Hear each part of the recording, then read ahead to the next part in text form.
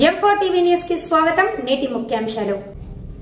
M4 TV news ప్రేక్షకులకు నిజాయితీగా, నిర్భయంగా ఎప్పటికప్పుడు తాజా కబుర్లు, భక్తి గీతాలు m4tvnews.com వెబ్సైట్ యాప్లు ప్రచురితం, ప్రత్యేక ప్రసారం చేస్తుంది. వార్తలు, ప్రకటనల కోసం సంప్రదించవలసిన సెల్ ఫోన్ నెంబర్లు 9666665026 9014163335. విశేషప్రదమైనటువంటి రోజు. మన తెలంగాణ రాష్ట్రంలో ధర్మాచారుల మార్గదర్శక మండలి ఏర్పాటు చేయడం జరిగింది.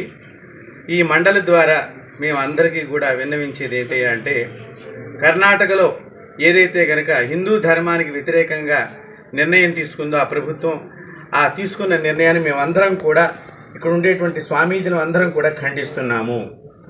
రెండో విషయం, పక్కనే ఉన్న తెలుగు రాష్ట్రమైనటువంటి ఆంధ్రప్రదేశ్లో అక్కడ అనేక దేవస్థానాల్లో మన హిందూ ధర్మానికి సంబంధించినటువంటి వ్యక్తుల్ని కాకుండా పరమతానికి సంబంధించినటువంటి వ్యక్తుల్ని అక్కడ ఉద్యోగస్తులుగా పెట్టడము, అలాగే వారికి మన ఆచారాలు తెలియకుండా ఉండటం వలన వారి ఇష్టం వచ్చినట్టుగా ప్రవర్తించడము, వచ్చే వారందరికీ కూడా వారి యొక్క ధర్మాన్ని గురించి బోధించడం, ఇలాంటివన్నీ చేస్తున్నారు.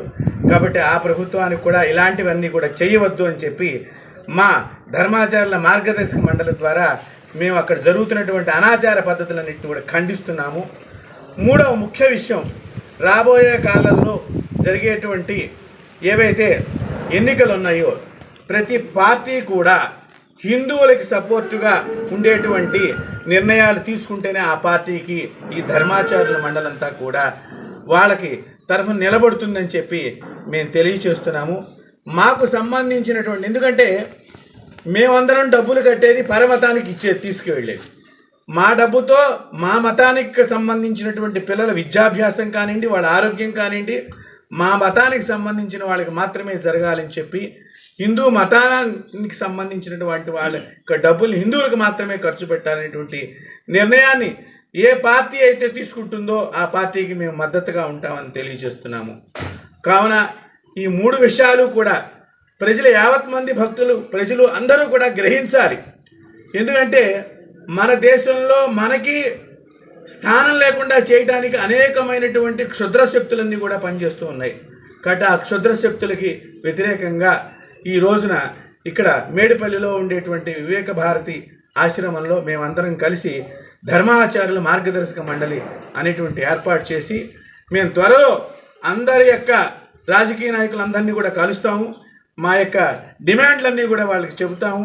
మా ధర్మాన్ని ఎవరైతే సపోర్ట్ చేస్తారో వాళ్ళందరికీ కూడా ఇప్పుడు కూడా మేమందరం కూడా ఆచార్యులు అందరం కూడా ఆశీస్సులు అందజేస్తామని చెప్పి తెలియచేస్తూ, జై భోలో భారత్ మాతా కీ జై, భోలో భారత్ మాతా కీ జై, భోలో భారత్ మాతా కీ జై, భోలో భారత్ మాతా కీ జై, భోలో భారత్ మాతా కీ జై. ముఖ్యంగా మొన్న దేవాలయాలపైన ట్యాక్స్ తీసుకురావాల్సిన ఒక చట్టాన్ని తీసుకొచ్చారు. తెలంగాణ ప్రాంతంలో ఉన్నటువంటి మేమందరం స్వామీజీలు దీన్ని పూర్తిగా ఖండిస్తున్నాము. ఒకవేళ తెలంగాణలో కూడా ఇలాంటి చట్టాన్ని తీసుకురావడానికి కానీ, దేవాలయాలను పూర్తిగా నియంత్రణలోకి తీసుకురావాల్సిన ఇలాంటి చట్టాన్ని రూపొందించిన మేము స్వామీజీలమందరం తీవ్రంగా వ్యతిరేకిస్తాము. దానిపై ఉద్యమం కూడా చేయడానికి సిద్ధంగా ఉన్నాం. రెండవది, రాష్ట్రంలోని వివిధ దేవాలయాల్లో నియమించినటువంటి అన్య మతస్థులను కూడా వెంటనే తొలగించాలని, లేని పక్షాన దానిపై కూడా ఉద్యమం రూపొందిస్తామని చెప్పేసి మీడియా ముఖంగా తెలియపరుస్తున్నాం.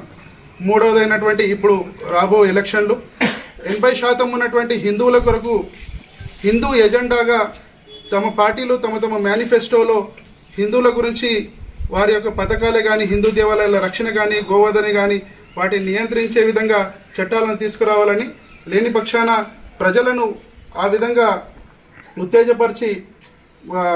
ఉత్తేజపరుస్తామని, కేవలం హిందూ ఎజెండాతో వచ్చినటువంటి అభ్యర్థులకు మాత్రమే మేము ఓట్లేస్తామని చెప్పే విధంగా మేము ప్రోత్సహిస్తామని ఈరోజు సమావేశంలో నిర్ణయించుకున్నాము.